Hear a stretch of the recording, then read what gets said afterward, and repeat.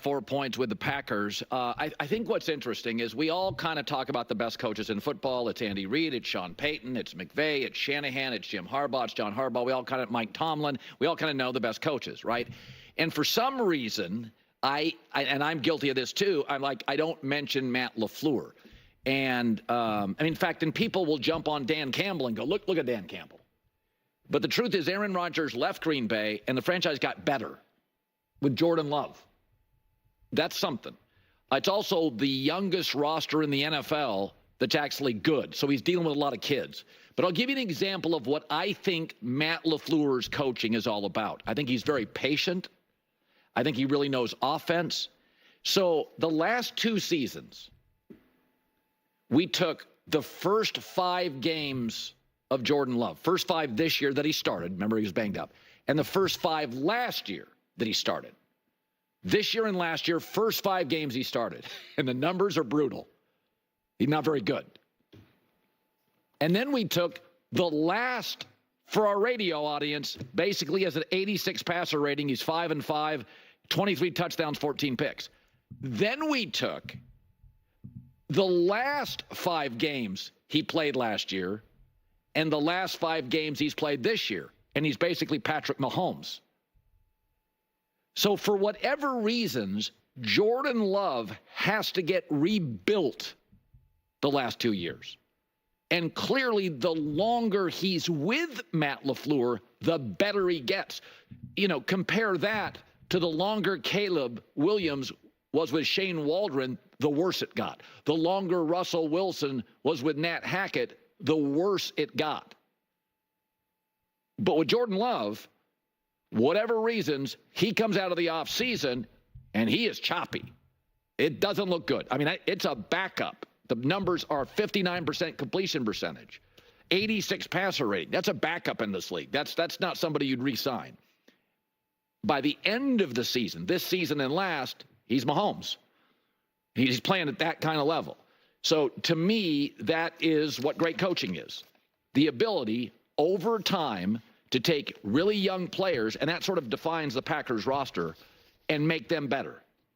And I don't know why Jordan Love has to get rebuilt. This year, obviously, there were some injuries. The year before, maybe he was just raw.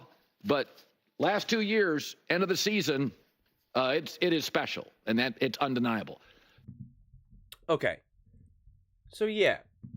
I've talked about this so much, and again, trying to use rookie year, not your rookie, your first year as a starter as a reference point, as well as now this season where Jordan Love has had multiple legitimate injuries, right? Injuries that were bad enough that he had to literally miss games, right? Not just a little banged up or whatever, or tweaked here and there, literally having to miss games.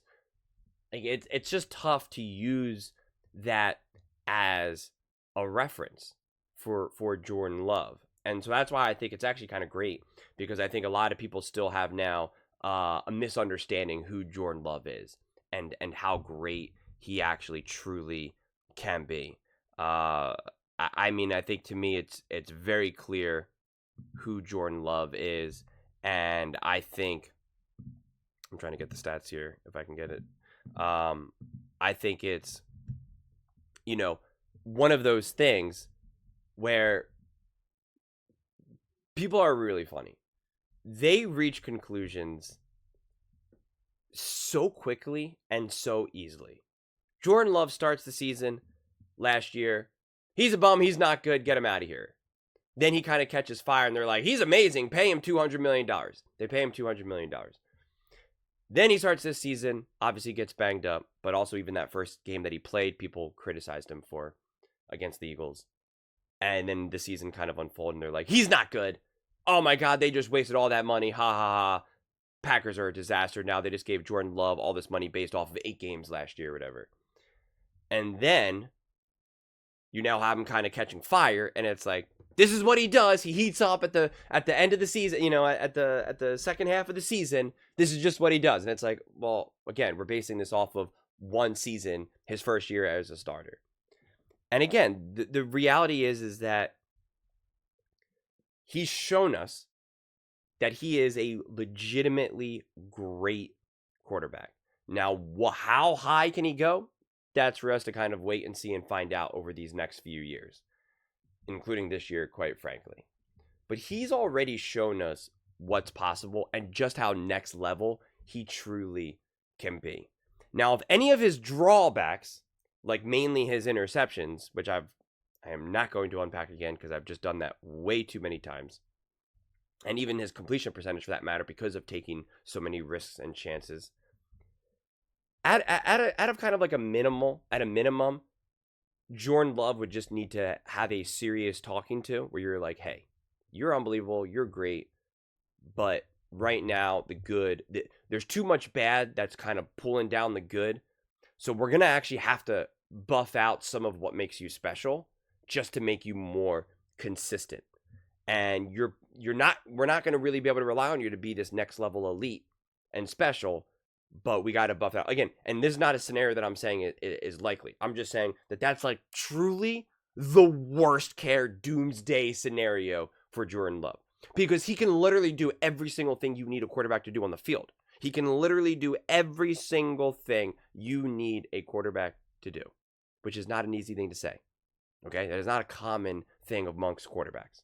I know quarterbacks are getting better and better and better with each year that passes, but still, what Jordan Love can do, make no mistake about it, is truly, legitimately special.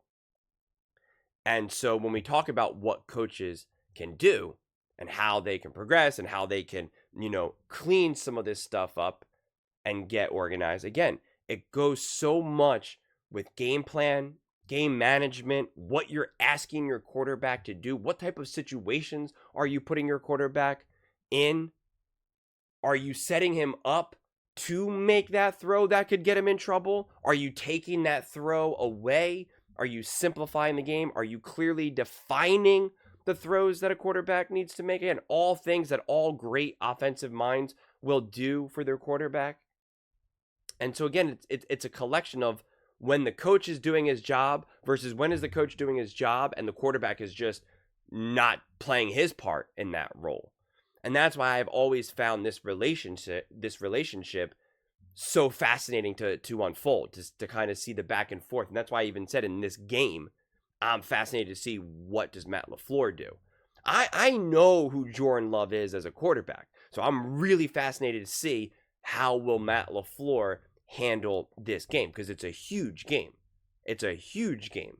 What is Matt LaFleur going to ask Jordan Love to do? That's what I can't wait to find out.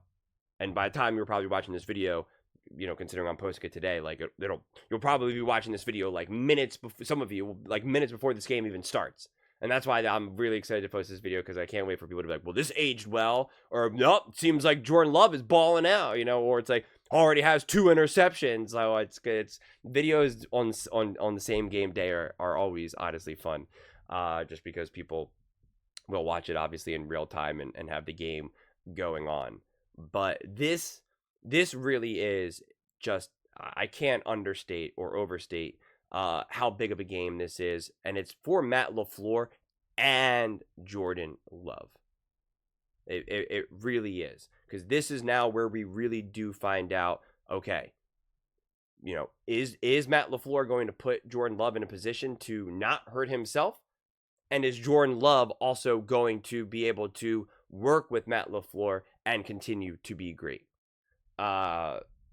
And I believe it's the latter, because again, I am a firm believer in this coach-quarterback duo. I'm on the record saying that I think it's one of the best in the NFL out there, and that the Green Bay Packers are, what's at stake for them is dynasty building, honestly. So that's what I'm really excited to see. If we get one of those games where Jordan Love is kind of just throwing the ball all over the field, but also, either throwing an interception or two, or maybe he doesn't, but he really could have easily, like a couple of the passes could have been intercepted, but they weren't. Like, I'll be the first one to say, like, I'll find that concerning, because this is the game where, like, you're going to have your best game plan. This is the game where the quarterback has to be on his best behavior and be really, really, really smart. So outside of just like a fantastic defensive attack, or, you know, a fantastic, you know, jump in the route, getting an interception, tipping it up and, you know, getting an interception. Like outside of some of those just really, you know, tip your hat moments to the defense, like you want to see a really great, clean game. And so that's what I'm going to be looking for more than anything. But again, it's still within the confounds of having Jordan Love be special and being able to be aggressive and making the defense uncomfortable, because he can throw the ball all over the field, because that is part of what makes Jordan Love special, which is why I kind of said at the top of the clip of like doomsday scenario is like, okay, we're going to have to remove that a little bit because I can't, you know, wrangle you. So we're going to have to just really just remove that from your game altogether, at least for now, because if we just keep you more contained, I mean, like, it's just, again, there's nothing you can't do on the football field. So if we just ask you to do significantly less, it's just like, well, great. You're going to be like an 80% completion percentage quarterback, and you'll just be more surgical. The game plans will be different, but you'll still be able to help us win.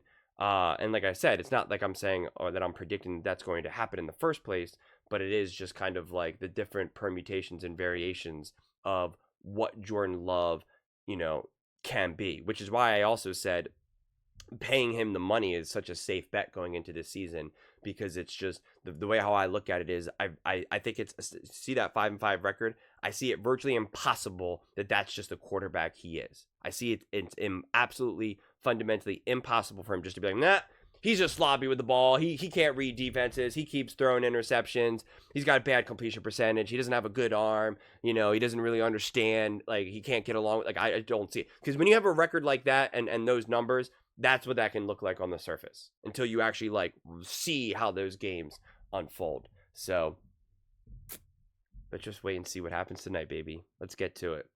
But those are just my thoughts. I'd absolutely love to hear yours. What do you guys all think about the Green Bay Packers and Jordan Love? Do you think he's heating up at the right time? Do you think he's playing as good or better than Patrick Mahomes, like Colin's saying? Let me know in the comments below. I read every single comment. It's whether you agree with me or disagree with me. Either way, let's get in some discussions. Let's get in some fights. But ultimately, let's just have some fun. And please do consider subscribing. We're building an amazing community here, and I absolutely love to see you part of it. I want to build something that we all genuinely feel connected to, something that we're really excited to be part of. I think we're well on our way to doing it. And please don't forget to give this video a thumbs up, as it really does help with the visibility and the algorithm. Thank you so much, and see you next time.